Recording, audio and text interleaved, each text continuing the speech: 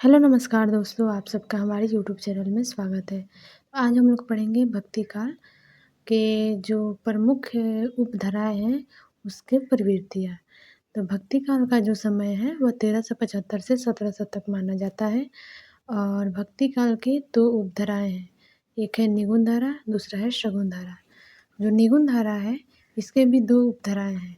एक ज्ञानश्रयी काव्य धारा और दूसरा है प्रेमाश्रयी काव्य धारा।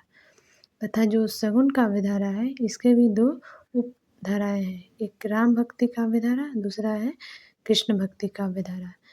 तो इसमें हम लोग एक-एक करके सब काव्य धारा के चारों काव्य धारा के प्रवृत्तियाँ के बारे में पढ़ेंगे। अगर मेरा वीडियो पसंद आए तो लाइक और सब्सक्राइब करना ना भूलें।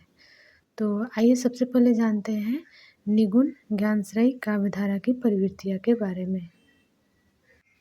सबसे पहला पॉइंट है नाथ सिद्धों की वाणियों हठयोग अंतर साधना का प्रभाव। निगुण ज्ञानश्रयी काव्य धारा के कवियों पर नाथ सिद्धों की वाणियों हठयोग अंतर साधना का भी प्रभाव है और इनकी कविता पर नाथ सिद्धों की परिभाषिक शब्दावली जो है उसका भी प्रभाव देखने को मिलता है। दूसरा पॉइंट है मुक्तन काव्यों में रचना। इस काल के कवि जो है वह प्रबंध काव्य में रचना न करके मुक्त काव्य का प्रयोग किए हैं। तीसरा पॉइंट है वर्णाश्रम व्यवस्था पर तीव्र प्रभाव। इन्होंने वर्णाश्रम व्यवस्था कर्मकांड पर तीव्र प्रभाव किया है और जो हिंदू और मुस्लिम थे दोनों पर भी खुलकर आक्रमण किया है वाणी के माध्यम से। चौथा पॉइंट है गुरु का महत्व। इनकी साधना और कविता में गुरु का महत्व विशेष रूप से बताया गया है निगुण ज्ञानश्रयी काव्य धारा में। पांचवा जो है लोक प्रचलित रूप का प्रयोग।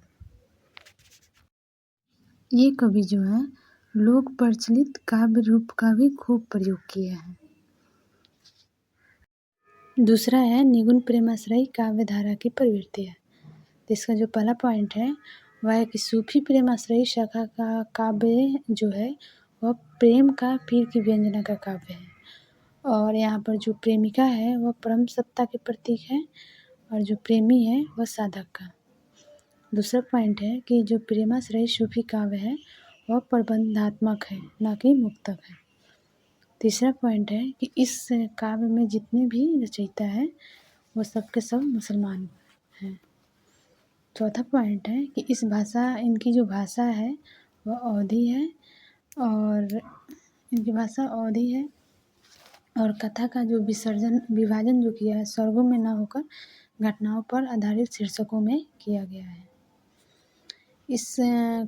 यह काव्य जो है वह दोहा और चौपाई से निबद्ध है और इनके काव्यों में विरह वर्णन और नखशिख वर्णन का उत्कृष्ट कोटि का है। ये जो निगुण प्रेमाश्रयी काव्य धारा के कवि हैं उन लोग में उनके काव्यों में देखने को मिलता है और जो इन लोगों का काव्य है उसमें दोहा और चौपाई भी है। अगला पॉइंट है कि इन कवियों का जो भारतीय लोक जीवन में प्रचलित कहानियों की अपनी रचनाओं का आधार बनाया है निगुण काव्य प्रेमाश्रयी काव्य धारा के कवि। अगला पॉइंट है राम भक्ति काव्य धारा की प्रवृत्तियाँ। इसमें क्या है कि इसमें जो काव्य है प्रधानतः लोक मंगल और सामाजिक मर्यादा का काव्य देखने को मिलता है और जो इस काल के जो सबसे प्रमुख कवि थे तुलसीदास जी जिन्होंने सभी काव्य रूपों छंदों और लोकगीतों के रूपों का भी उपयोग इन्होंने किया है और राम भक्ति काव्य में ही जो वैष्णव और शैव संप्रदाय थे इनमें ये लोग सामंजस्य लाने का भी प्रयास किए थे।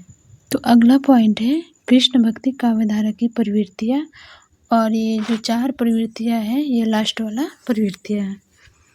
तो जो कृष्ण भक्ति काव्य धारा की प्रवृत्तियाँ हैं तो इसमें सबसे पहला पॉइंट है कि कृष्ण भक्ति काव्य धारा जो है काव्य है वो कृष्ण लीला पर आधारित है और कृष्ण भक्ति जो काव्य है इसमें श्रृंगार का काव्य है, यह श्रृंगार का काव्य है और इसके जो सबसे प्रमुख कवि हैं सूरदास जिन्होंने कृष्ण की बाल लीला का वर्णन किया है और इसमें संयोग और वियोग दोनों का भी उत्कृष्ट वर्णन देखने को मिलता है।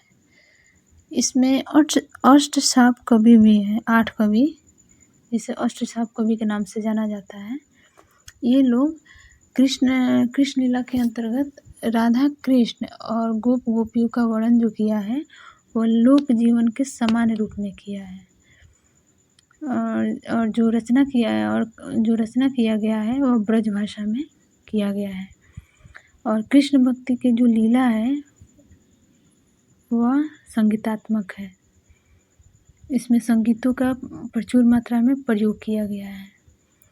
कृष्ण भक्ति का जो काव्य प्रधानतः गेय पद और कवित सवया में भी रचा गया है। अगर मेरा वीडियो पसंद आए तो लाइक सब्सक्राइब जरूर करें। Thank you.